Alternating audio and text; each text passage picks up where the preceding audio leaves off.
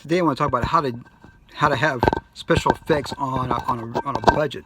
So you can see this is kind of a cool effect going on here. You know, it's like, oh, what's going on? I don't know. Well, what I have is a little cup here that's purple, and I'm just kind of putting it in front of the lens there. Look at that. Oh, this is some special effect that would take you bazillion hours to render, but when you actually do the effect in the camera, there's some cool things that come out of it. So, you know, I don't know exactly what you want to do with your art, but there's definitely some things that you could play around with and get some cool effects. So as always, rock and roll, and of course it does compute. If you like this type of amazing content, please subscribe to this amazing channel, and yeah, computed.